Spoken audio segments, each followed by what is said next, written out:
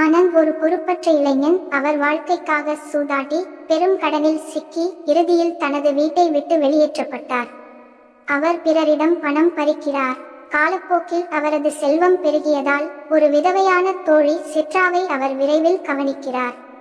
சித்ராவின் மறைந்த கணவரின் காப்பீட்டு கோரிக்கை ஆனந்தின் உந்துதலாக இருந்தது. இருவரும் இறுதியில் திருமணம் செய்து கொண்டனர். இருப்பினும் அவர்களது திருமணமான சில நாட்களிலேயே சித்ரா கூறியது போல் அப்பாவி இல்லை என்பதை ஆனந்த் உணர்ந்தார். ஜகமேமையா என்பது நாள் முடிவில் ஒரு த்ரில் ரைட் ஆகும். இருப்பினும் இன்னும் சிறப்பாக சென்றாலும் பணத்தை சுற்றி சுழலும் ஒரு காதல் கதையாகவே இதை வெளியிடுவீர்கள்.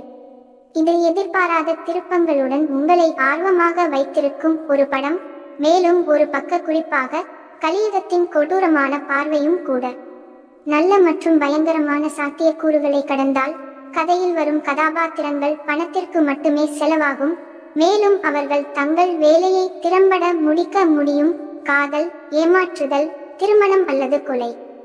ஜகமேமையா ஒரு த்ரில்லருக்கான உறுதியான கதைக்களத்தை கொண்டுள்ளது. ட்விஸ்ட்கள் வருவதை தூரத்தில் பார்த்தாலும் இயக்குனர் சுனில் புப்பாலா உங்களை பிடிப்பதில் வல்லவர். கதாபாத்திரங்கள் குறிப்பாக விரும்பத்தக்கவை அல்ல, அவற்றின் உந்துதல்கள் ஆரம்பத்தில் இருந்தே தெளிவாக உள்ளன. பெரிய கவனச்சிதறல்கள் அல்லது தேவையற்ற சப்ளாட்டுகள் எதுவுமின்றி கதைக்களத்தில் படம் தாவி செல்கிறது. அறநெறி போதனைகள் எதுவும் இல்லை. அதன் 110 நிமிடங்களுக்குள் திரைக்கதை குறுகியதாகவும் அதிரடியாகவும் இருக்கிறது. படத்தின் எளிமையான அணுகுமுறையே அதை சிறப்பாக செய்திருக்க முடியும்.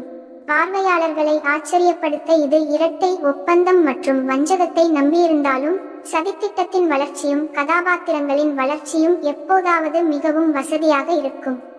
பிளாக்மெயிலிங்கில் இருந்து ஆனந்த் எப்படி எளிதாக தப்பித்து விரைவாக பணக்காரனாக முடியும் என்பது எனக்கு குழப்பமாக இருக்கிறது. சித்ரா மற்றும் அவரது கணவர் அஜய் ஆகியோரை கையாளும் போது மென்பொருள் நிறுவனங்களில் சர்வர் பாதுகாப்பை கேலி செய்கிறது மற்றும் தரவு திருட்டை எந்த நுணுக்கமும் இல்லாமல் நடத்துகிறது. திருமணமான ஒவ்வொரு பெண்ணும் ஆனந்தை தாக்குவதை காட்டுவது கொஞ்சம் எளிமையானது. மேலும் அடுக்குமாடி குடியிருப்பில் அவனது பாலியல் குற்றச்சாட்டு என்கவுண்டர்கள் தேவையில்லாமல் மிகைப்படுத்தப்பட்டுள்ளன. திட்டம் தொடர்பான கார்ப்பரேட் ஒப்பந்தங்கள் எப்போதும் கோடிகளில் விவாதிக்கப்படுகின்றன. பணியிட சூழ்நிலையால் பார்வையாளர்களின் புத்திசாலித்தனம் அதிர்ச்சியடைகிறது. இது அரிதாகவே உண்மையானது. இந்த தர்க்கரீதியான குறைபாடுகளை நீங்கள் புறக்கணித்தால் நீங்கள் அதிகம் புகார் செய்ய வேண்டியதில்லை. தேஜா ஐனம்பூடி, சைதன்யா ராவ் மற்றும் தன்யா பாலகிருஷ்ணா ஆகியோர் மைய கதாபாத்திரங்களுக்கு சிறந்த தேர்வுகள். ஒரு பாதுகாப்பற்ற மென்பொருள் தொழிலாளியாக சைதன்யா ஜொலித்தாலும் வாழ்க்கைக்காக மக்களை ஏமாற்றும் பெண்ணியவாதியாக தேஜா நம்ப வைத்தாலும் தன்யா இந்த நிகழ்ச்சியை ஒரு பெண்ணாகவே திருடுகிறார். சித்ராவின் கணிக்க முடியாத நடத்தை மற்றும் படத்தின் விரைவான வேகம் ஆகியவற்றுடன் பார்வையாளர்கள் அவரது பின்னணி மற்றும் அவரது ஆளுமையின் பல அம்சங்களை பற்றி அனுதாபம் கொள்ள அனுமதிக்கிறார். படத்தின் எல்லைக்குள் அஜய் அரசதாவின் ஆன் டி ஃபேஸ் ஸ்கோர் மற்றும் ராகுல் மசினேனியின் ஒளிப்பதிவு இரண்டும் வியக்கத்தக்க வகையில் செயல்படுகின்றன.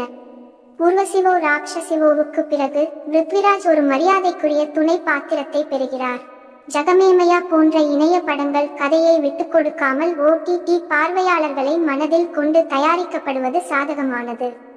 பார்வையாளர்களுக்கும் தயாரிப்பாளர்களுக்கும் இது ஒரு பரஸ்பர நன்மை பயக்கும் ஏற்பாடாகும். இருப்பினும் தெலுங்கு தயாரிப்பாளர்கள் தங்கள் பெரிய திரை தலைவலியிலிருந்து வெளிப்படுவதற்கு முன் செல்ல வேண்டிய தூரம் உள்ளது. மேலும் இசையமைப்பை மையமாக வைத்து யதார்த்தமான சுதந்திரங்களை குறைவாக சார்ந்துள்ளது. ஜகமேமையாவில் உயர்தர கலைப்படைப்பு இல்லை, ஆனால் ஸ்ட்ரீமிங் ரசிகர்களை சலிப்படையாமல் வைத்திருக்க இது போதுமானது.